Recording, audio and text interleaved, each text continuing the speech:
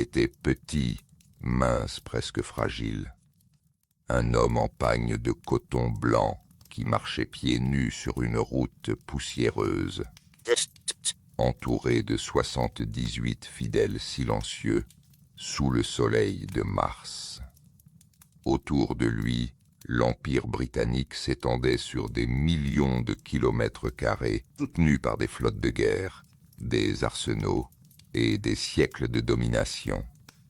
Et cet homme, cet avocat aux lunettes rondes, à la voix douce, sans armes et sans armée, avançait vers la mer pour ramasser du sel, Ce moment, le 12 mars 1930, restera parmi les gestes les plus déconcertants et les plus puissants de l'histoire humaine et sumérien. Car ce que Gandhi avait compris, ce que les empires mettent toujours trop longtemps à saisir, c'est qu'il existe une force plus redoutable que les canons, la force de ceux qui refusent d'avoir peur. Ce matin-là, sur la route de Dandi, quelque chose s'est déplacé dans le monde. Pas encore visible, pas encore mesurable, mais réel, profondément réel, comme un tremblement de terre que l'on ressent avant qu'il soit entendu. Il y a des vies qui appartiennent à leur époque et d'autres qui appartiennent à toutes les époques. La vie de Mohandas Karamchand Gandhi est de celle que l'on croit connaître, parce qu'on a vu le visage, parce qu'on a lu la citation, parce que le nom est devenu un symbole si poli par l'usage qu'il a perdu ses aspérités. Mais derrière le symbole, il y a un homme qui a eu peur, qui a douté, qui a fait des erreurs. Un homme traversé de contradictions profondes, porté par une conviction absolue et brisé, à la fin, par le poids de ce qu'il avait lui-même mis en mouvement. C'est cette histoire, humaine, imparfaite, bouleversante, que nous allons raconter ce soir. Et ces voyages tranquilles à travers l'histoire t'aident à terminer ta journée en douceur. N'oublie pas de t'abonner à cette chaîne et de laisser un commentaire pour nous dire quelle vie tu aimerais explorer ensuite. Chaque soir, nous retrouvons ensemble un être humain remarquable. Et ce soir, cet être humain a changé le monde à jamais. Nous vivons dans un monde où la résistance pacifique est encore exercée, encore réprimée, encore débattue. Les images de manifestants debout face aux boucliers, de mouvements entiers qui refusent la violence alors même qu'on les y invite. Tout cela porte, quelque part, l'empreinte de Gandhi.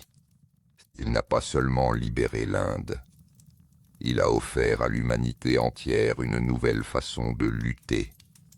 Et cette façon de lutter, imparfaite, contestée, magnifique, continue de traverser les siècles, de rebondir d'un continent à l'autre, de réapparaître là où les opprimés cherchent une voie qui ne soit pas celle du sang.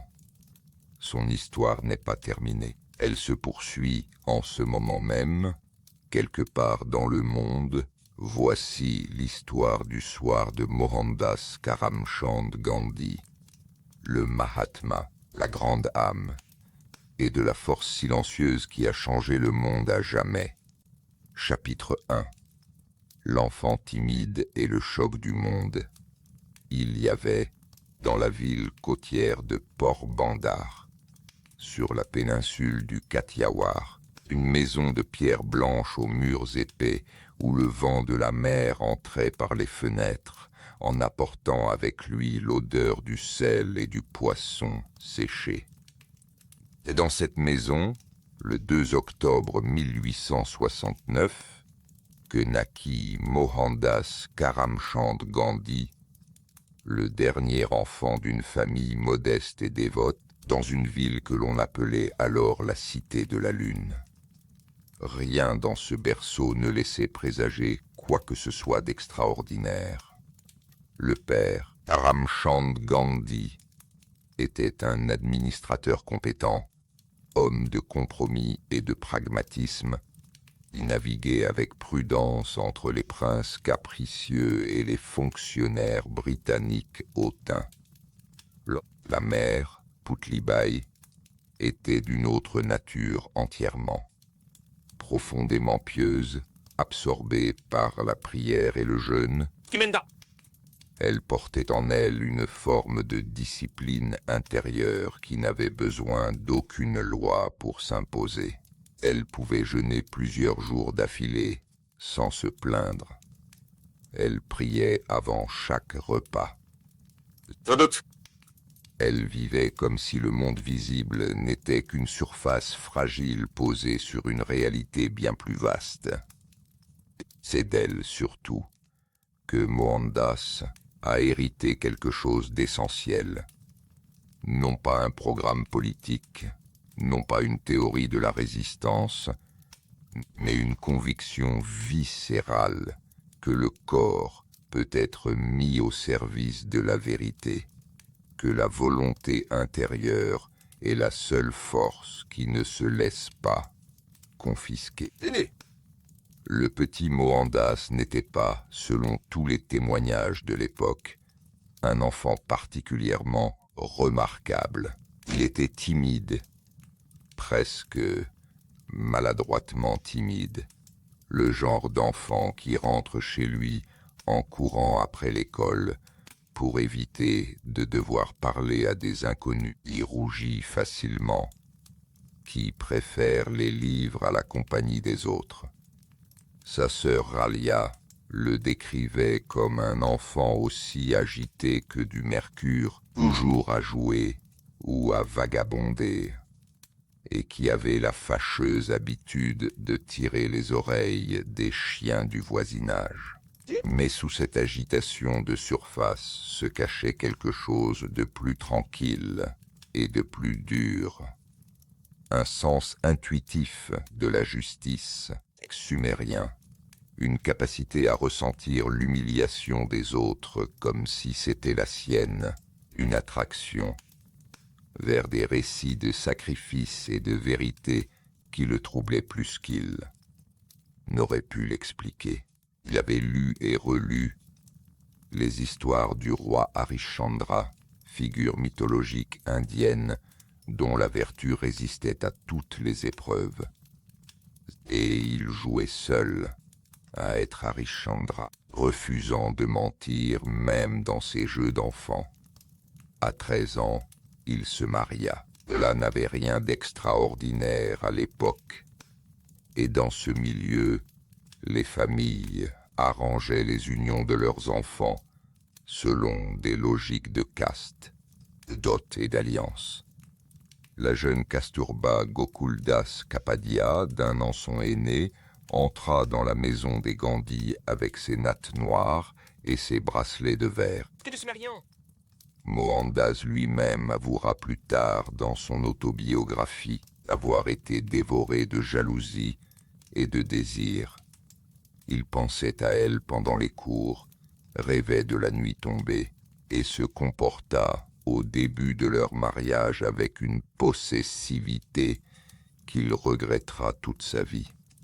C'est l'une des premières contradictions visibles du jeune Gandhi, lui qui deviendra le prophète de la maîtrise de soi et du renoncement au désir charnel, a été, dans sa jeunesse, un mari jaloux et passionné. La vérité ne se fabrique pas, elle se conquiert lentement sur soi-même.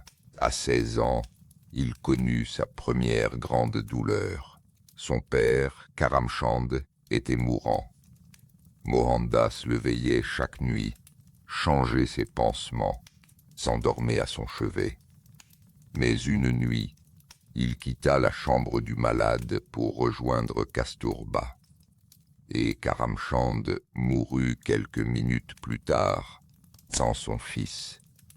Gandhi portera cette culpabilité pendant des décennies. Il l'appellera sa honte double, celle d'avoir abandonné son père à son dernier moment, et celle d'y avoir été poussé par le désir charnel. Ce soir-là, quelque chose de profond se noua en lui. Une méfiance durable envers le corps, envers ses propres appétits, envers tout ce qui pouvait le détourner de ce qui comptait vraiment. Puis vint l'Angleterre. En 1888, Mohandas Gandhi, 18 ans, embarqua sur un steamer à Bombay. La première fois de sa vie qu'il quittait l'Inde, la première fois qu'il traversait des eaux que sa caste lui interdisait formellement de traverser. Les anciens bagnas de Bombay l'avaient convoqué pour lui signifier son excommunication. Partir en Angleterre, c'était souiller sa caste, trahir ses ancêtres. Gandhi les écouta poliment, dit qu'il partait quand même, et monta sur le bateau. Ses jambes devaient trembler. Sa voix, presque certainement, Londres l'attendait, grise, brumeuse, déroutante. Le jeune homme en provenance du Gujarat erra d'abord dans cette ville immense avec la même timidité paralysante qui l'avait suivi depuis l'enfance. Il essaya de ressembler à un gentleman anglais. Il prit des leçons de violon, de danse française, de diction. Il acheta un chapeau melon et une canne. Il se regarda dans le miroir de sa chambre et vit quelqu'un qu'il ne reconnaissait pas entièrement. Mais quelque chose d'important se produisit à Londres, loin des salles de danse et des tailleurs de Piccadilly. Dans un restaurant végétarien de la cité, il tomba sur un livre, A Plea for Vegetarianism de Henry Salt. Ce fut comme si une porte s'ouvrait sur l'intérieur de lui-même. Il avait toujours été végétarien par obéissance à sa mère. Maintenant, pour la première fois, il comprenait pourquoi. Le choix devenait conscient. L'habitude devenait conviction. Il rejoignit la Société végétarienne de Londres, fut élu à son comité, commença à parler en public. Difficilement, maladroitement, les mains qui tremblaient sur ses notes. Mais il parlait. Il lut la Bhagavad Gita pour la première fois dans une traduction anglaise, introduite par des membres de la Société théosophique. Ce texte sacré de l'hindouisme, il avait ignoré pendant son enfance, lui parla avec une clarté qu'il n'avait jamais attendue. Il lut Tolstoï, il lut Thoreau, et il lut le Sermon sur la montagne, et fut frappé par les béatitudes comme par une révélation, non parce qu'elles étaient chrétiennes, mais parce qu'elles disaient la même chose que ce que sa mère avait vécu toute sa vie, que les doux, que ceux qui souffrent pour la justice sont ceux qui finissent par hériter la terre. Londres avait voulu faire de lui un gentleman colonial. Elle avait fabriqué, presque à son insu, quelque chose de bien plus dangereux, un lecteur. Il fut admis au barreau en juin 1891 et rentra en Inde avec son diplôme et sa veste noire. Il apprit à Bombay que sa mère était morte pendant son absence. La famille avait gardé la nouvelle pour ne pas l'inquiéter à distance. Il s'assit dans la chambre vide et pleura longuement. Puis il essaya de s'installer comme avocat. Ce fut un désastre. La première fois qu'il dut se lever pour interroger un témoin dans une salle d'audience de Bombay, il fut saisi d'une panique si totale qu'il ne put prononcer un seul mot. Il se rassit. Il rendit les honoraires à son client. Il quitta la salle. L'homme qui allait, quelques années plus tard, tenir tête à l'Empire britannique devant le monde entier ne pouvait pas. En 1892, parler dans un tribunal de Bombay sans perdre la voix. C'est ainsi qu'il se retrouva, un peu par accident, à accepter une offre d'un marchand musulman du Kathiawar qui avait besoin d'un avocat à Durban, en Afrique du Sud, pour une affaire commerciale. L'engagement était d'1 an. La paie était modeste. Gandhi n'avait pas d'autre choix. Il fit ses bagages, embrassa Kasturba et leur jeune fils Harilal et remonta sur un bateau. Ce voyage devait durer 1 an. Il dura 21 ans. Mais avant que cela puisse se produire, il y eut une nuit. Une nuit qui changea tout. Le 7 juin 1893, Gandhi montait dans le train à Durban en direction de Pretoria. Il avait acheté un billet de première classe, il était baristé, il en avait les moyens, c'était son droit. Il était installé dans son compartiment, son manteau plié sur les genoux, ses lunettes rondes sur le nez, ses documents dans sa sacoche, quand un contrôleur entra et lui demanda de quitter le wagon. Les compartiments de première classe étaient réservés aux Blancs. Gandhi refusa. Il avait un billet valide. Il était un gentleman éduqué en Angleterre. Il refusa, on alla chercher un agent. L'agent entra, empoigna Gandhi par le bras et le jeta sur le quai de la gare de Pietermaritzburg avec sa valise et son manteau dans la nuit froide du Natal. Le train repartit. La gare était vide. Le vent soufflait sur le quai de pierre. Gandhi resta là, seul, transi, avec son billet inutile dans la main, et il passa la nuit entière assis dans la salle d'attente. Une pièce froide et sombre dont il avait peur d'allumer le poêle parce qu'on risquait de lui dire que les poêles aussi étaient réservés aux Blancs. Il trembla pendant des heures et il pensa. Il pensa à la possibilité de rentrer en Inde, de fuir cette humiliation, de laisser l'Afrique du Sud à ceux qui la revendiquaient ainsi. Puis il pensa à autre chose. Il pensa que si lui, un avocat diplômé, un homme instruit, un homme qui croyait encore, à ce moment-là, être un sujet britannique digne de respect, s'il lui était traité ainsi, alors que se passait-il pour tous les autres, pour les milliers d'Indiens en Afrique du Sud, qui n'avaient pas de diplôme, pas de billet de première classe, pas même le vocabulaire pour nommer ce qui leur arrivait. Il ne rentra pas en Inde.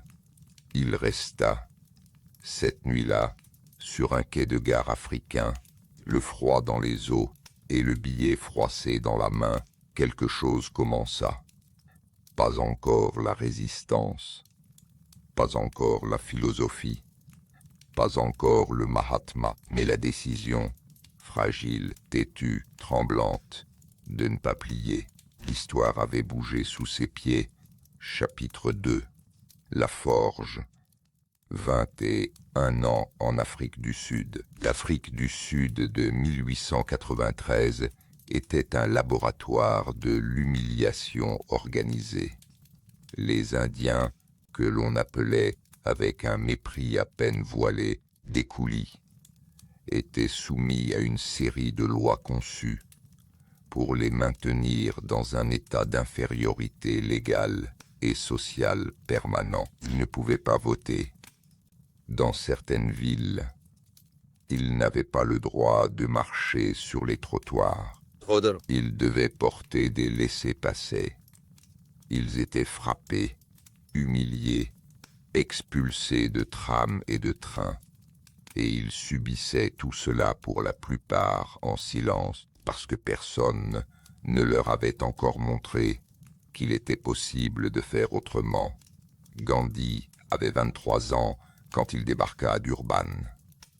Il était mince, nerveux, pas encore sûr de lui. Mais la nuit de Pietermaritzburg avait allumé quelque chose en lui, une braise encore petite, encore incertaine, mais réelle. Il commença par faire ce qu'il savait faire, écrire des pétitions, consulter des textes de loi, argumenter poliment devant des comités. Il aida la communauté indienne de Natal à rédiger une protestation contre un projet de loi qui visait à leur retirer le droit de vote. La pétition fut envoyée, lue et soigneusement ignorée. Mais quelque chose s'était produit dans le processus. Des centaines d'Indiens s'étaient réunis, avaient parlé ensemble, avaient compris qu'ils avaient des intérêts communs et qu'ils pouvaient agir collectivement. En 1894, Gandhi fonda le Congrès indien du Natal, la première organisation politique indienne en Afrique du Sud. Il avait 24 ans. Les premières années en Afrique du Sud ressemblaient encore à du droit conventionnel. Plaidoiries, pétitions, et correspondances avec les autorités coloniales à Londres. Gandhi croyait encore, à ce stade, que la justice pouvait s'obtenir en montrant à l'Empire qu'il se contredisait lui-même, que ses propres principes de droit et d'équité, s'ils étaient appliqués honnêtement, devraient bénéficier à tous les sujets britanniques, quelle que soit leur couleur de peau. C'était une position naïve. Et l'Afrique du Sud allait s'employer méthodiquement à la corriger, car les années passaient et les lois empiraient.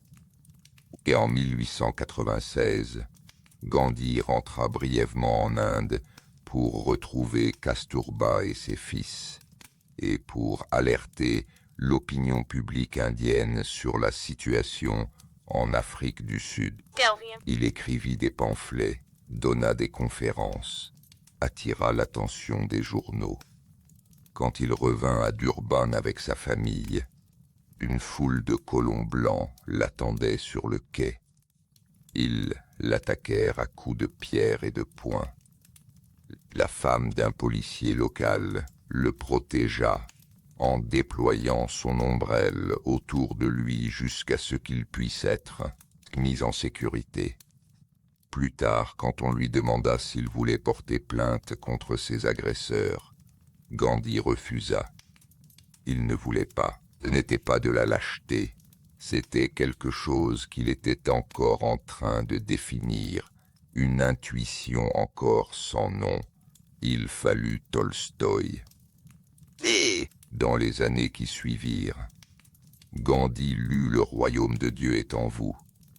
Oublé, l'œuvre tardive du grand romancier russe, dans laquelle Tolstoï argumentait que la résistance non violente au mal était non seulement possible, mais était la seule réponse moralement cohérente à la violence du monde.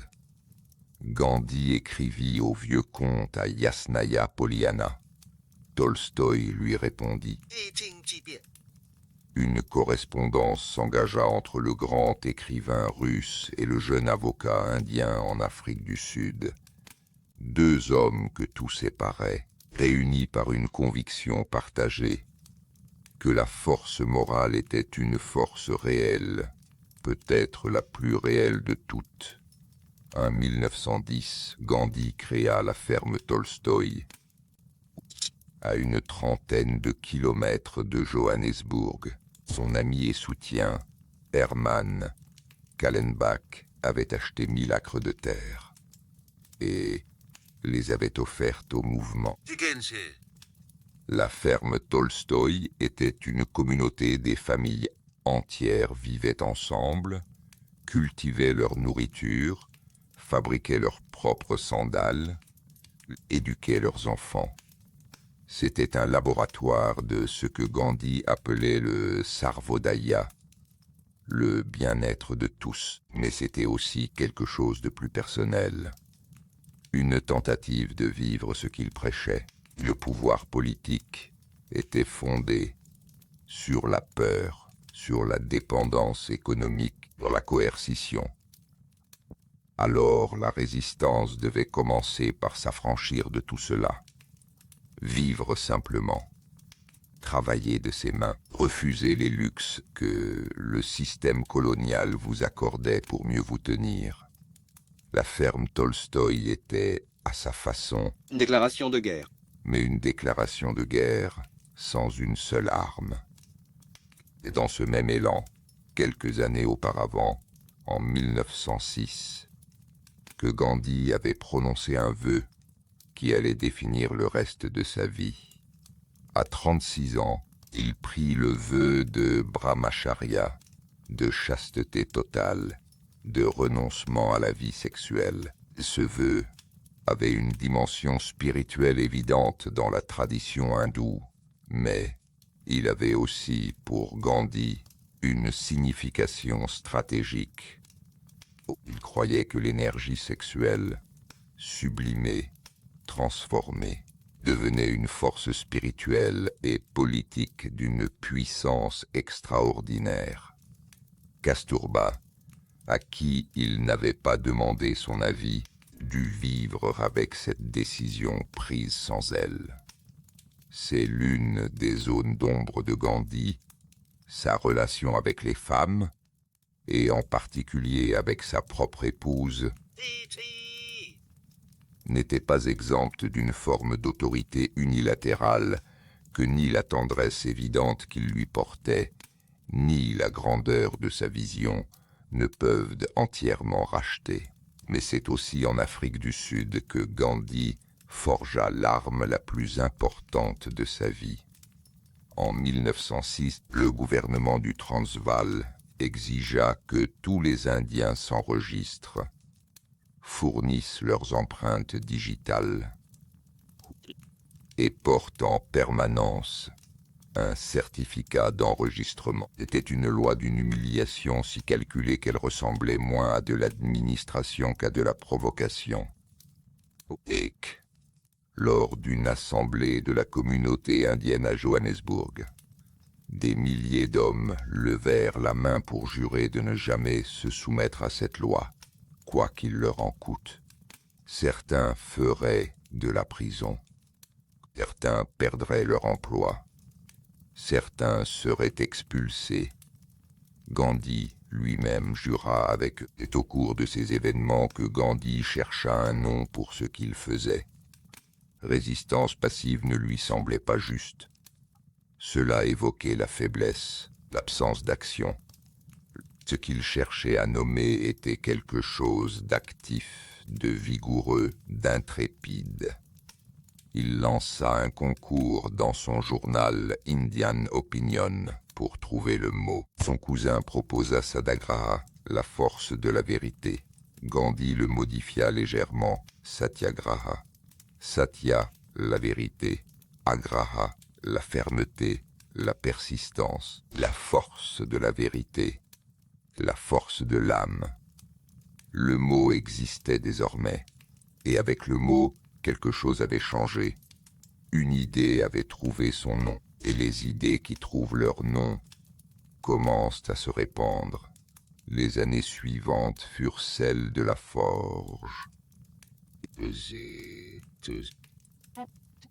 Des milliers d'Indiens brûlèrent publiquement leur certificat d'enregistrement.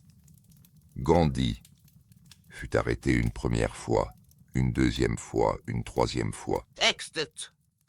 Il entra en prison avec la même tranquillité qu'il entrait dans une salle d'audience, comme si l'emprisonnement était simplement une autre forme de présence dans le monde. En prison, il lisait, il écrivait, il jeûnait parfois, il apprit à filer la laine. Il ne montrait aucune honte d'être prisonnier, parce qu'il ne ressentait aucune honte. La honte était du côté de ceux qui l'avaient enfermé pour avoir réclamé sa dignité. Ces années-là avaient aussi leur part d'ombre, et il faut le dire. La communauté que Gandhi défendait en Afrique du Sud était la communauté indienne. Mais autour de lui, des millions d'Africains noirs souffraient sous un système de discrimination bien plus total, bien plus brutal que celui auquel les Indiens étaient soumis. Gandhi, dans ses écrits de l'époque, utilisait parfois le mot kafir, un terme raciste et péjoratif pour désigner les Africains noirs, sans sembler mesurer ou sans vouloir mesurer le poids de ce langage. Il n'intégra jamais pleinement la cause des Africains noirs dans sa lutte sud-africaine. Ses pétitions, ses protestations, ses marches, elles réclamaient des droits pour les Indiens, pas pour tous les opprimés. C'est une tâche sur ces années de formation. Une contradiction que ses admirateurs préfèrent souvent passer sous silence, mais que l'histoire honnête ne peut ignorer. Le Gandhi qui parlait d'une humanité universelle avait, en pratique, des frontières à sa compassion. Pourtant, malgré cela, ou peut-être à cause de cette conscience croissante de ses propres limites, quelque chose continuait de mûrir en lui. Il organisait des marches. Il s'enchaînait à ses partisans par une solidarité qui refusait de plier sous la répression. En 1913, des milliers d'Indiens traversèrent la frontière du Natal au Transvaal en violation délibérée de la loi. Une marche de masse, pieds nus, en chantant. La plupart furent arrêtés. Gandhi fut arrêté. Les geôles se remplirent. Et le monde commença à regarder. Lentement, la presse internationale prenait note. L'Inde s'inquiétait. Le gouvernement britannique à Londres devenait inconfortable. En janvier 1914, après des années de négociations, un accord fut signé entre Gandhi et le général Jan Smuts, chef du gouvernement sud-africain. L'Indian Relief Act abolissait les taxes les plus discriminatoires et reconnaissait les mariages hindous et musulmans. C'était loin d'être une victoire totale, mais c'était la preuve que cela pouvait fonctionner, qu'une résistance non violente, organisée, soutenue dans le temps avec une discipline de fer, pouvait forcer un gouvernement à reculer. Plus tard, Smuts écrira à un ami « Le Saint a quitté nos côtes, je l'espère pour toujours ». C'était un aveu déguisé en soulagement. En août 1914, Mohandas Gandhi monta à bord d'un bateau en direction de l'Inde. Il avait 45 ans. Il avait quitté son pays à 19 ans, enfant timide en route vers Londres, pour apprendre à devenir avocat. Il rentrait 2 décennies plus tard avec quelque chose que personne ne lui avait enseigné et qui n'existait nulle part dans aucun manuel de droit. Une méthode. Une méthode pour transformer la souffrance en force, l'humiliation en dignité, la résistance du plus faible en pression irrésistible sur le plus puissant. L'océan Indien s'étendait derrière lui. L'Inde s'étendait devant. Elle ne savait pas encore ce qui arrivait. Chapitre 3. Le Mahatma. La naissance d'une force qui tremble la terre. Le bateau entra dans le port de Bombay un matin de janvier 1915 et des milliers de personnes attendaient sur les quais. Gandhi descendit la passerelle et mit le pied sur le sol indien après 21 ans d'absence. Il avait une quarantaine et des poussières, les cheveux grisonnants, les lunettes rondes sur le nez, et il portait encore des vêtements d'avocat, veste sombre, chapeau. Mais l'Inde qui l'accueillait n'était plus l'Inde qu'il avait quittée. Elle grondait, elle cherchait, elle avait besoin de quelque chose qu'elle n'arrivait pas encore à nommer. Le vieux sage Gopal Krishna Gokhale, l'un des grands leaders du mouvement nationaliste indien et mentor de Gandhi, lui avait donné un conseil avant son retour. Voyagez d'abord. Écoutez. Ne parlez pas. Apprenez. Vous n'avez pas encore vu ce que l'Inde est devenue. Ne prétendez pas la connaître. Gandhi prit ce conseil au sérieux d'une façon qui surprit tout le monde. Il parcourut l'Inde pendant 1 an, en 3e classe, dans des wagons bondés qui sentaient la sueur et le bidi, au contact des paysans, des tisserands, des intouchables, des femmes qui portaient de l'eau sur des kilomètres. Il ne donnait pas de discours. Il n'organisait pas de conférences de presse. Il regardait. Il posait des questions. Il mangeait ce que les pauvres mangeaient. Il dormait là où les pauvres dormaient. Ce que Gandhi vit au cours de cette année de voyage le transforma une nouvelle fois. L'Inde qu'il découvrait n'était pas l'Inde des élites nationalistes de Bombay et de Calcutta, avec leurs costumes anglais et leurs discussions en anglais sur l'autonomie gouvernementale. C'était l'Inde des champs de coton épuisés, des paysans qui mouraient de faim, tout en cultivant des denrées d'exportation pour l'Empire. C'était l'Inde des intouchables, les Dalits, ces millions d'êtres humains placés en dehors de l'échelle sociale, assignés aux tâches les plus dégradantes, traités comme moins que rien par la structure même de la société hindoue, qui était, en principe, censée les englober. Gandhi commença à les appeler Harijans, les enfants de Dieu. Ce n'était pas suffisant, et des générations de militants dalits, à commencer par le grand B.R. Ambedkar, lui diront que le terme lui-même était condescendant, que ce qu'il fallait n'était pas un nouveau nom aimable, mais une destruction totale du système qui les opprimait. Mais c'était, pour Gandhi, un premier geste, la reconnaissance que l'indépendance de l'Inde ne pouvait pas signifier simplement le remplacement des maîtres britanniques par des maîtres de caste supérieure.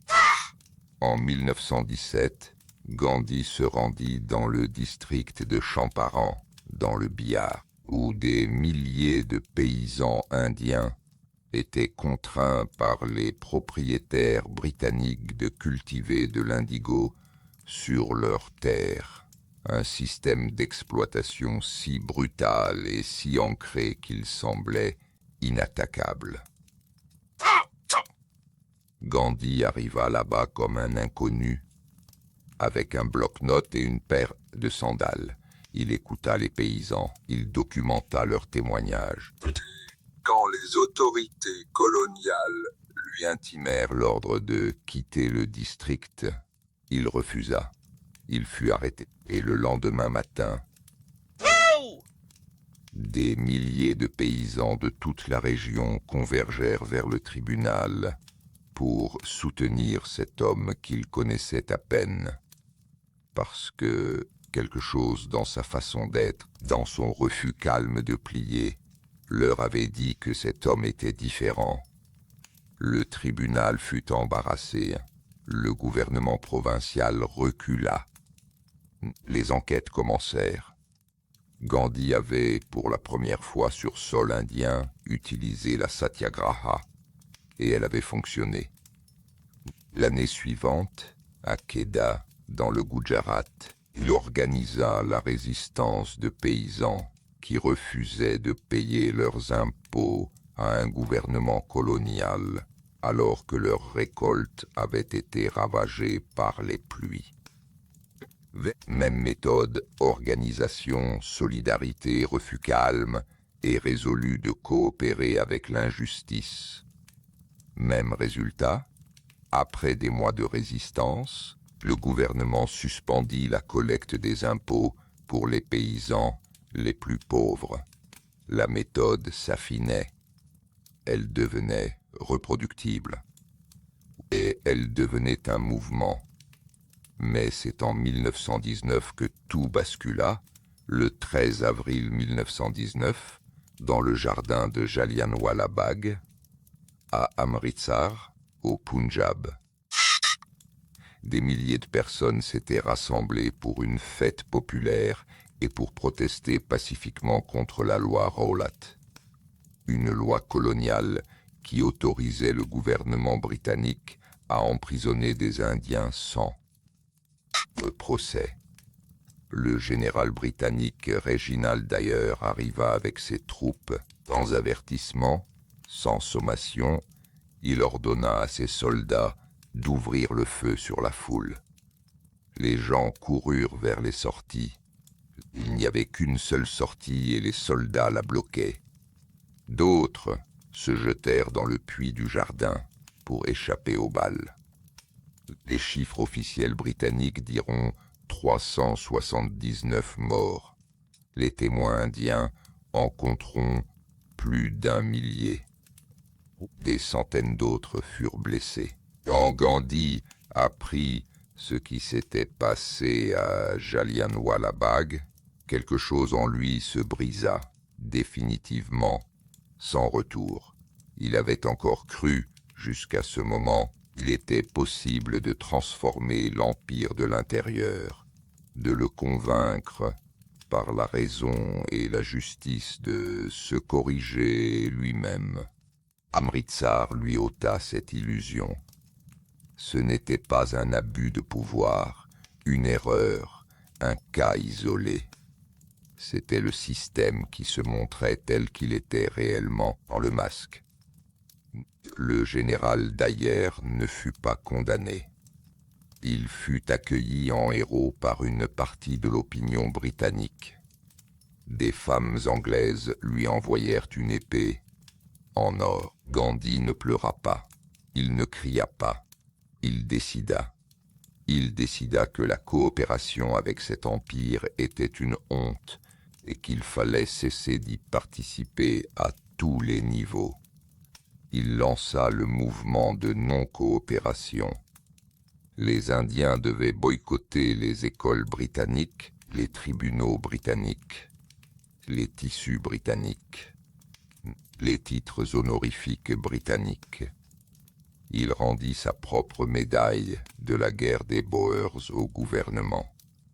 Des milliers d'avocats, de fonctionnaires, de magistrats indiens firent de même. Les prisons commencèrent à se remplir de gens qui avaient délibérément violé des lois injustes. Et dans ces années-là que Gandhi transforma aussi son apparence. Il abandonna le costume d'avocat. Il adopta le pagne de coton blanc tissé à la main, le dhoti, symbole de sa solidarité avec les pauvres de l'Inde. Il se rasa la tête. Il marchait pieds nus ou en sandales. Il mangeait simplement. Il dormait sur une natte. Chaque aspect de sa vie extérieure devint un message politique. L'indépendance de l'Inde passait par l'indépendance économique, et l'indépendance économique passait par le rouet. Il apprit à filer lui-même le coton, et il invita chaque famille indienne à faire de même, à tisser son propre tissu, à refuser le coton importé d'Angleterre, qui avait détruit l'industrie textile indienne. Le rouet devint le symbole du mouvement. On le retrouvait dans les ashrams, dans les villages, dans les maisons des marchands et des paysans. On en plaça bientôt un au centre du drapeau du Congrès indien. Une roue qui tourne, un empire qui tremble, et puis vint le sel. En 1930, le gouvernement britannique maintenait un monopole absolu sur le sel en Inde. Les Indiens ne pouvaient ni produire, ni vendre, ni collecter du sel sans payer une taxe. C'était une loi parmi d'autres. Mais Gandhi avait le génie de choisir ses terrains de combat. Le sel était partout. Chaque Indien, riche ou pauvre, hindou ou musulman, intouchable ou brahmane, avait besoin de sel. En ciblant le sel, Gandhi avait trouvé quelque chose d'universel, quelque chose qui reliait tous les Indiens à la même humiliation. Le 12 mars 1930, Gandhi quitta son ashram de Sabarmati avec 78 compagnons triés sur le volet. La presse internationale était là. Correspondants de journaux, photographes, observateurs. Gandhi les regarda et dit simplement qu'il allait, avec ces quelques hommes, chercher la liberté. Puis il commença à marcher, la route vers Dandi, sur le bord de la mer d'Arabie, mesurait 387 kilomètres. Il l'a parcouru à pied en 24 jours. Chaque village sur la route sortait pour l'accueillir. Des femmes lui offraient des fleurs. Des hommes baisaient la poussière de ses sandales. Des enfants couraient à côté de la colonne pour voir cet homme dont tout le monde parlait. Mais, et à mesure que le cortège avançait, il grossissait de 78 personnes à des centaines, puis à des milliers qui marchaient derrière ou aux côtés. Le matin du 6 avril 1930, Gandhi arriva sur la plage de Dandi. Il se baissa. Il ramassa une poignée de sel laissée par l'eau de mer. Il se redressa. C'était tout. Un homme vieux, courbé, qui ramasse du sel et pourtant, à cet instant, quelque chose d'énorme se produisit. Des centaines de milliers d'Indiens, à travers tout le pays, répétèrent le même geste. Sur les plages, sur les routes, dans les villages. La loi sur le sel fut violée en masse, simultanément, pacifiquement, à travers un continent entier. Les arrestations commencèrent, par dizaines, par centaines, par milliers. Les prisons débordèrent. Le monde regarda. Time Magazine mit Gandhi en couverture. Albert Einstein lui écrivit une lettre. Winston Churchill, au Parlement britannique, vitupéra contre ce fakir séditieux à demi nu. C'était, venant de Churchill, un aveu magnifique. On ne consacre pas autant d'indignation à quelqu'un qui ne compte pas. Gandhi fut arrêté la nuit du 4 mai 1930 dans son campement par des policiers qui avaient attendu qu'il soit endormi. Il se leva, prit le temps de se laver les dents, mit ses sandales, dit au revoir à ses compagnons et suivit les policiers. La porte de la prison se referma derrière lui. Encore une fois, calmement, fermement. Le vrai travail ne faisait que commencer. Chapitre 4. Le prix de la lumière. Emprisonnement, déchirure et la marche vers l'impossible. Et il y a une image que l'on n'associe pas souvent à Gandhi. Et pourtant elle revient, encore et encore, dans les récits de ceux qui l'ont approché de près. C'est l'image d'un homme qui rit. Pas un rire de façade, pas la politesse souriante d'un saint en représentation, mais un rire franc, direct souvent dirigées contre lui-même. Dans ses lettres, dans ses conversations, dans les témoignages de ses proches, Gandhi apparaît comme quelqu'un qui avait une capacité réelle à voir l'absurde dans sa propre situation. Un homme emprisonné par le plus grand empire du monde pour avoir ramassé du sel, et qui trouvait cela, quelque part, profondément drôle. Et cette capacité à ne pas se prendre entièrement au sérieux était peut-être l'une de ses ressources les moins commentées, et pourtant l'une des plus importantes.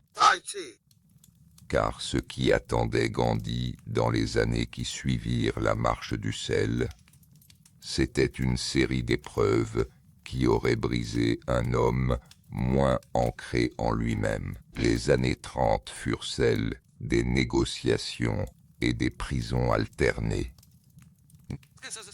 Gandhi entra et sortit de Yeravda Jail, comme d'autres hommes entrent et sortent de leur bureau. Il utilisait ses séjours en prison pour lire, écrire, penser et la laine. Il entretenait une correspondance abondante depuis sa cellule, avec des membres du Congrès, avec des vice-rois, avec des journalistes, avec des fidèles ordinaires qui lui écrivaient pour lui demander des conseils sur leur vie personnelle. Il répondait à presque tout le monde. Il avait une discipline de travail rigoureuse même derrière les barreaux. Et peut-être précisément parce que derrière les barreaux, le temps était la seule chose que personne ne pouvait lui confisquer. C'est aussi dans ces années-là que Gandhi transforma le jeûne en arme politique d'une précision redoutable. Et il avait appris de sa mère la force du corps qui refuse, la puissance morale de l'abstinence volontaire, mais il éleva cette pratique à une dimension nouvelle, entièrement politique. Quand les Britanniques proposèrent des élections séparées pour les Dalits, ce qui aurait, selon Gandhi, renforcé leur isolement au lieu de les intégrer, il entama un jeûne à mort depuis sa cellule de Yeravda en 1932. Son corps commença à s'affaiblir rapidement. Les médecins s'inquiétèrent. Le grand militant Dali B.R. Ambedkar, qui s'opposait profondément à Gandhi sur bien des points, et l'accusait de paternalisme envers les intouchables, était placé devant un dilemme impossible. S'il ne cédait pas, Gandhi mourrait et l'opinion hindoue le tiendrait pour responsable. Après des jours de négociations intenses, un accord fut trouvé. Le pacte de Poona. Gandhi rompit son jeûne. Il avait survécu. Mais Ambedkar, des années plus tard, écrira avec une amertume non dissimulée que Gandhi avait utilisé sa propre mort potentielle comme levier politique contre les plus opprimés d'Inde, ceux en faveur desquels il prétendait pourtant agir. C'est l'une des contradictions les plus troublantes de Gandhi. Sa compassion pour les Dalits était réelle, profonde, sincère, et sa façon de la manifester pouvait ressembler à une forme de contrôle. Les années s'accumulaient. La politique mondiale changeait. Quand Hitler était arrivé au pouvoir en Allemagne, la guerre approchait. Je suis rien. Gandhi répondit à la montée du nazisme avec la même logique qu'il avait appliquée à l'Empire britannique. Il conseilla aux Juifs d'Allemagne de pratiquer la résistance non violente contre les nazis. Cette position lui valut des critiques cinglantes. Et avec le recul de l'histoire, il est difficile de ne pas comprendre ces critiques. Il y a des situations où la non-violence est une grandeur morale, et il y en a d'autres où conseiller la non-violence à des victimes de génocide industriel ressemble à une théologie qui a perdu contact avec la réalité des corps. Gandhi n'a jamais renié entièrement cette position. Il resta convaincu que la force morale pouvait fonctionner même face au fascisme. Et peut-être la limite la plus douloureuse de sa vision, le moment où l'universalité de sa méthode se heurte à la particularité de la barbarie. Pendant tout ce temps, Kasturba était là. Elle l'avait toujours été, suivant son mari en Afrique du Sud, en prison, dans les ashrams, dans les marches. Elle avait renoncé à ses propres bijoux d'or pour la cause, avait subi des emprisonnements, des maladies, des humiliations.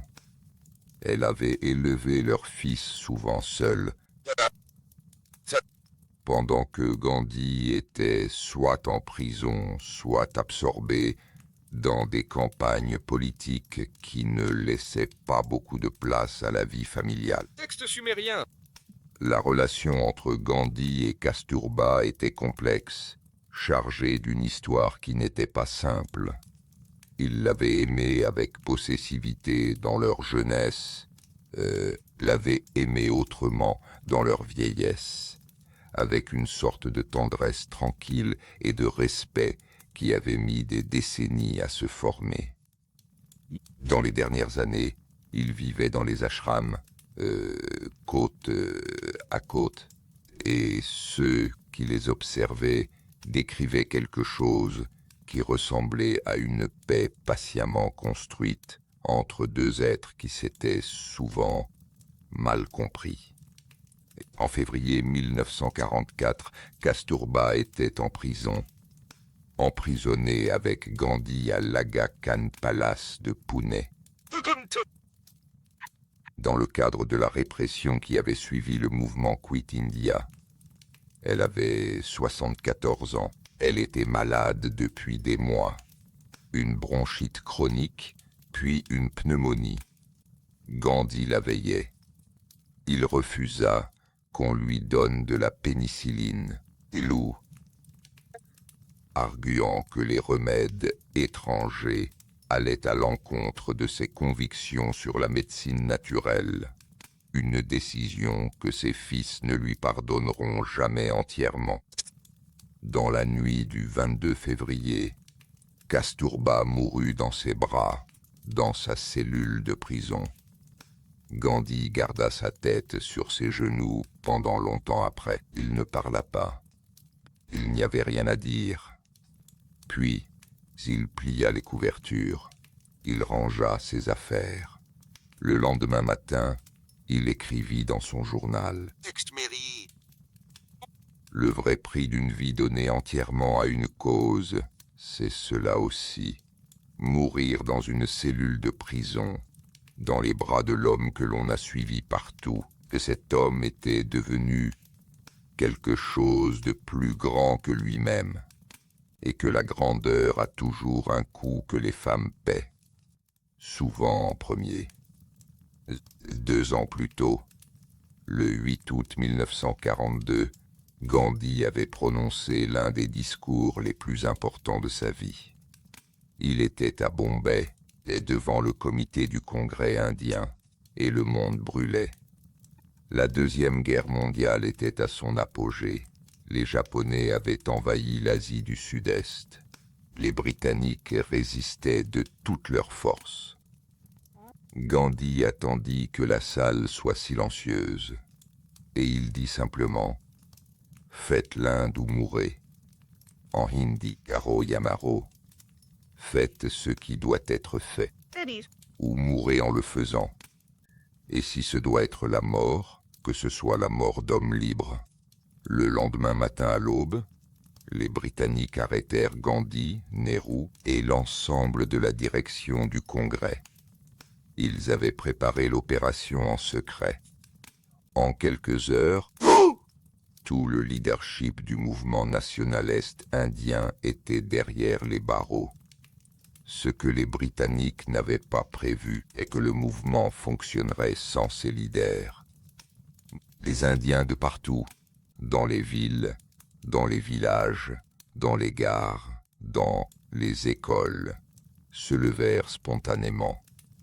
Des ponts furent sabotés, des lignes de chemin de fer furent coupées, des bureaux gouvernementaux furent pris d'assaut. La répression britannique fut brutale. Des milliers d'Indiens furent arrêtés, des centaines tués. Mais le mouvement ne s'arrêta pas. Il avait été intégré. Il ne dépendait plus d'un seul homme. La graine avait trop bien germé. Et pendant que tout cela se déroulait, pendant les années de prison et de deuil et de résistance, une autre histoire se construisait en coulisses, plus sombre, plus inévitable. Les négociations entre le Congrès, la Ligue musulmane de Mohammed Ali Jinnah et les Britanniques révélaient une fracture qui s'élargissait chaque année.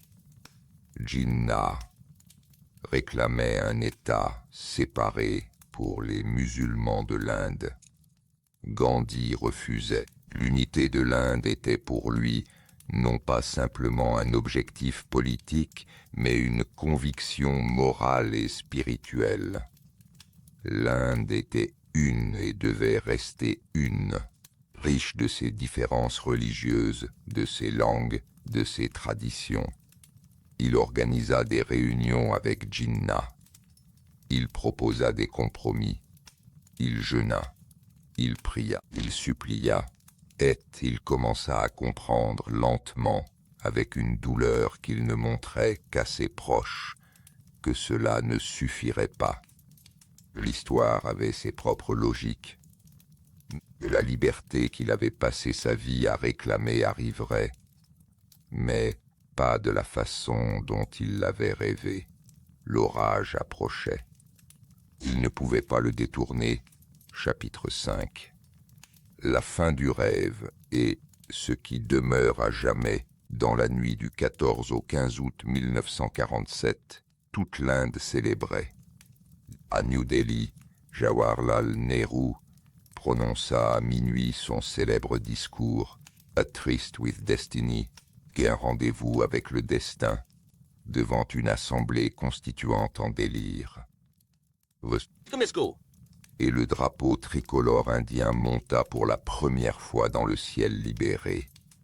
Des millions de personnes criaient, pleuraient, dansaient dans les rues. Des lampes à huile s'allumèrent dans les villages les plus reculés du pays.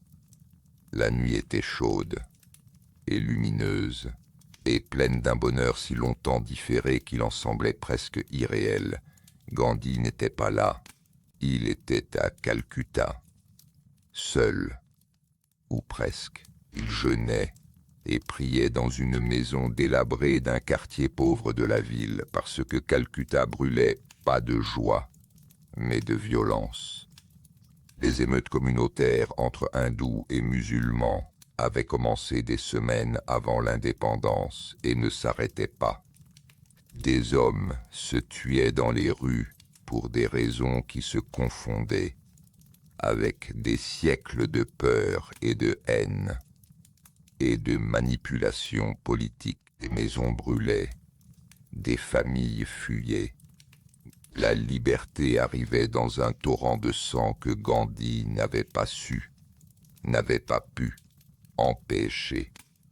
La partition de l'Inde en deux États souverains, l'Union indienne à majorité hindoue et le Pakistan à majorité musulmane, avait été proclamée en même temps que l'indépendance. C'était la chose que Gandhi avait passé les dernières années à essayer d'éviter avec tout ce qu'il avait. Il avait rencontré Jinnah, supplié, négocié, proposé de lui confier la direction du premier gouvernement indien, si cela pouvait préserver l'unité. Nehru avaient refusé d'envisager cela sérieusement. Les Britanniques, qui voulaient partir vite, avaient tracé une frontière à la hâte sur une carte. Une ligne qui traversait le Punjab et le Bengale en divisant des villages, des familles, des champs, des mosquées et des temples, selon une logique démographique qui ignorait superbement la réalité humaine du terrain. Que cette ligne produisit fut l'un des plus grands déplacements de population de l'histoire humaine. 14 millions de personnes quittèrent leur maison pour fuir vers l'État qui correspondait à leur religion. 2 millions de personnes, peut-être plus, moururent dans les violences qui accompagnèrent ce mouvement. Des femmes furent violées par centaines de milliers, des enfants furent massacrés. Des familles qui avaient vécu côte à côte pendant des générations se retrouvèrent soudainement de l'autre côté d'une frontière qui signifiait Néta. « N'est plus chez toi ici ». Gandhi marchait dans les ruines littéralement. Il parcourait à pied les villages du Bengale et du Bihar dévastés par les violences, accompagné d'un petit groupe de collaborateurs, rencontrant les survivants des deux communautés, s'asseyant avec eux, parlant avec eux, refusant de partir. Antin, les pieds saignaient souvent. Il avait 78 ans et marchait des heures, chaque jour, sur des routes défoncées. Quand des foules en colère venaient le défier, il s'asseyait et attendait qu'elle se calme. Quand des maisons brûlaient, qu'il entrait dans les maisons pour aider à éteindre l'incendie. Quand des leaders locaux lui disaient que la paix était impossible, que les deux communautés se saillissaient trop profondément pour être réconciliées, Gandhi les écoutait et répondait simplement qu'il resterait jusqu'à ce que les choses s'améliorent. Il y avait dans cette période quelque chose de déchirant à observer. La grandeur absolue du geste et son insuffisance absolue. Un seul homme, vieux et épuisé, marchant dans des villages en feu, face à une violence qui avait des dimensions continentales. Ses détracteurs disaient qu'il était fou. Ses admirateurs pleuraient. Lui continuait de marcher. En janvier 1948, la situation à Delhi était catastrophique. Des centaines de milliers de réfugiés avaient envahi la ville. Les tensions entre hindous et musulmans étaient au bord de l'explosion. Le gouvernement nouvellement indépendant de Nehru avait décidé de retenir les fonds, 55 crores de roupies, qui devaient être versés au Pakistan dans le cadre des accords de partition, arguant que le Pakistan finançait la guerre qui se menait au Cachemire. Gandhi s'y opposa fermement. Selon lui, l'Inde avait fait une promesse, et une promesse devait être tenue, même en temps de guerre, même au détriment de l'intérêt national immédiat. La parole donnée était sacrée. Le 13 janvier 1948, à Delhi, Gandhi entama son dernier jeûne, un jeûne jusqu'à la mort. Il avait 78 ans. Son corps était fragile, épuisé par des décennies de jeûne, de marche, de prison. Les médecins dirent aux membres du gouvernement que s'il jeûnait encore longtemps, il mourrait. Nehru venait le voir chaque jour, les yeux rouges, ne sachant que dire. Des foules se rassemblaient devant la maison de Birla, là où Gandhi séjournait, pour prier en silence. 6 jours plus tard, après des négociations intenses, les leaders des deux communautés, hindous, musulmans, sikhs, signèrent collectivement un engagement de paix. Le gouvernement indien accepta de verser les fonds au Pakistan. Gandhi but un verre de jus d'orange. Il rompit son jeûne. C'était la 17e fois de sa vie qu'il avait jeûné pour des raisons politiques ou morales. Et c'était la dernière dans les jours qui suivirent. Des rumeurs circulèrent que certains milieux hindous nationalistes considéraient Gandhi comme un traître. Un homme qui défendait les musulmans et le Pakistan au détriment de l'Inde hindoue. Des menaces de mort avaient été proférées. Des membres de son entourage insistaient pour que des mesures de sécurité renforcées soient prises autour de lui. Gandhi refusa. Il refusait depuis des années toute protection rapprochée. Si la mort devait venir, elle viendrait. Il ne voulait pas vivre dans une forteresse. Ce serait une contradiction trop profonde avec tout ce qu'il avait enseigné. Le 30 janvier 1948 était une journée de Delhi froide et ensoleillée, comme ces journées d'hiver nord-indiens qui ont une clarté presque irréelle, où le ciel est bleu pâle et l'air sec, et le soleil bat sur l'horizon. Gandhi avait eu des réunions toute la journée, des discussions avec Sardar Patel, une longue conversation avec son secrétaire Pyarelal, des lettres à dicter. Il était en retard pour la prière du soir. Il détestait être en retard pour la prière. Et il marchait rapidement à travers le jardin de Birla House vers la pelouse où des centaines de personnes l'attendaient chaque soir pour prier ensemble. Il marchait appuyé sur les épaules de ses deux petites nièces, Abba et Manu, qu'il appelait ses béquilles de bambou. Il souriait légèrement, peut-être irrité contre lui-même d'être en retard, peut-être simplement présent à ce moment de fin de journée. La foule se leva en le voyant arriver. Il leva la main en signe de salut. À 17h17, Nathuram Vinayak Godse, un hindou nationaliste issu du Maharashtra, membre d'une organisation d'extrême droite, convaincu que Gandhi avait trahi l'Inde en protégeant les musulmans, s'avança de la foule, se prosterna devant Gandhi comme pour lui rendre hommage, puis se redressa et tira 3 balles à bout portant dans sa poitrine. Gandhi tomba sur la pelouse. Ses lunettes glissèrent de son nez. Les sandales restèrent sur ses pieds. Ses mains, disent les témoins, se rapprochèrent de sa poitrine en un geste de namasté, le geste de salutation et de bénédiction, ou peut-être simplement le geste d'un homme qui reçoit une blessure et porte instinctivement les mains vers la douleur. Les deux lectures sont possibles. Les deux, peut-être, sont vrais. Les derniers mots furent Héram, ô Dieu, ou peut-être simplement Dieu. La foule resta silencieuse pendant un instant.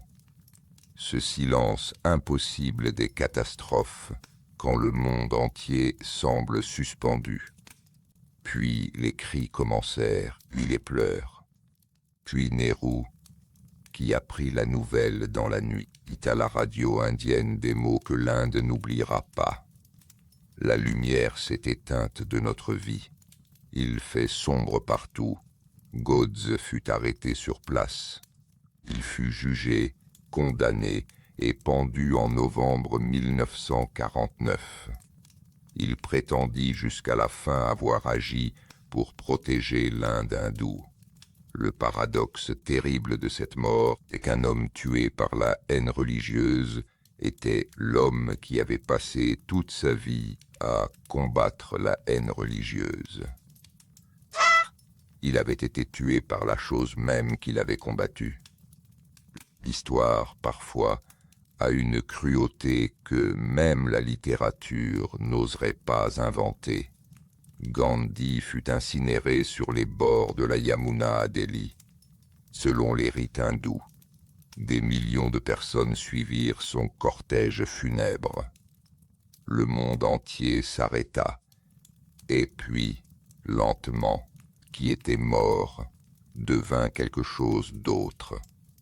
Car les idées ne meurent pas avec les corps. Parfois, elles naissent vraiment à ce moment-là. Quelques années plus tard, un jeune pasteur baptiste de l'Alabama lisait Gandhi dans sa chambre d'étudiant. Un jeune homme du nom de Martin Luther King Jr., qui cherchait une philosophie de la résistance qui ne soit pas celle de la violence. Il trouva dans Gandhi non pas un programme, mais une méthode, et surtout une preuve que cela pouvait fonctionner. King se rendit en Inde en 1959 et marcha dans les lieux où Gandhi avait marché, parla avec ceux qui l'avaient connu. Il en revint transformé. Les bus de Montgomery, les comptoirs de lunch de Greensboro, la marche sur Washington. Tout cela porte l'empreinte de Dandy, de Champaran, de la nuit froide de Peter Maritzburg quelques décennies plus tard, dans une cellule de la prison de Robben Island, en Afrique du Sud, cette même Afrique du Sud où Gandhi avait forgé sa méthode. Un homme nommé Nelson Mandela lisait Gandhi en secret sur des pages que les gardiens n'avaient pas trouvées. Gay Mandela avait d'abord choisi la lutte armée, et il ne renia jamais ce choix. Mais en prison, il méditait Gandhi. Il pensait à la force morale, à ce que signifiait souffrir sans se laisser déformer par la haine, à ce que serait une libération qui ne reproduirait pas l'oppression sous une autre forme. Et au-delà de ces figures géantes, la méthode de Gandhi continue de se glisser dans les mouvements les plus inattendus. Le printemps arabe de 2011, les révolutions de velours d'Europe centrale, les mouvements étudiants d'Amérique latine. Partout où des gens décident de résister sans armes, de tenir face à la répression, de retourner la violence de l'État contre sa propre légitimité. Quelque chose de Gandhi est là, souvent sans le savoir, que ce n'est pas une victoire simple, que la satyagraha n'est pas une recette. Elle ne fonctionne pas toujours. Elle a des conditions, des limites, des zones d'ombre. Gandhi lui-même n'en a jamais prétendu faire une doctrine universelle valable en toutes circonstances. Il a simplement dit « encore et encore ». La violence engendrait la violence, et que la violence n'était jamais la fin de l'histoire, seulement une interruption temporaire avant la prochaine violence, et que si quelque chose pouvait briser ce cycle, ce serait un refus, calme, durable, courageux, de participer à lui. Et il n'a pas toujours réussi à vivre cela pleinement. Il a eu des angles morts. Il a pris des décisions qui ont blessé des gens. Il a parfois sacrifié des individus. Sa propre femme, ses propres fils, dont l'aîné Hari Lal finit sa vie dans la misère et l'alcoolisme, brisé par un père que le monde adorait, mais qui n'avait jamais vraiment su être présent pour lui. Il n'était pas un saint. Il était un homme habité par une idée si grande qu'elle le consumait de l'intérieur autant qu'elle illuminait le dehors. Mais ce qu'il a fait reste là. Ça ne s'efface pas. Dans le jardin de Birla House à New Delhi, Là où il est tombé le 30 janvier 1948, il y a aujourd'hui un mémorial. C'est un endroit simple, une pelouse verte, un chemin de marbre qui mène à la colonne, qui marque l'endroit exact. Les touristes viennent, photographient, repartent. Les enfants des écoles indiennes viennent en groupe portant leurs uniformes et posent des questions à leurs professeurs. Le vent déplace doucement les branches des arbres. Le soleil de Delhi est dur en été, doux en hiver, rue Trasson ce soir. Le chemin parcouru. Un enfant timide dans une maison blanche, au bord de la mer de Gujarat. Un jeune homme en chapeau melon dans les rues brumeuses de Londres, cherchant un restaurant végétarien. Un avocat assis seul sur un quai de gare en Afrique du Sud, les mains qui tremblent, les genoux qui résistent. Un homme qui invente un mot, satyagraha, et construit une philosophie sur ce mot. Un marcheur sur une route poussiéreuse du Natal, puis sur les routes de l'Inde entière. Un prisonnier qui file la laine. Un leader qui tient sa propre vie pour levier de négociation. Un vieil homme dans un village qui brûle, les pieds nus sur les cendres, qui refuse de partir. Et enfin, une pelouse dans un jardin de Delhi, un geste de salutation inachevé, et 3 balles qui éteignent une lumière, mais pas l'idée qu'elle portait. L'idée était trop grande pour un seul corps. Elle avait déjà migré vers d'autres corps, d'autres cœurs, d'autres langues, d'autres continents. Elle avait pris la forme d'un discours dans une ville d'Alabama, d'une marche vers une prison en Afrique du Sud, d'un carré de soie blanche que des femmes iraniennes portèrent en 2022 dans les rues de Téhéran en refusant d'avoir peur. Elle continue de voyager, elle continue de chercher ceux qui en ont besoin. La contradiction centrale de Gandhi n'a jamais été résolue. Et peut-être est-ce précisément là sa valeur.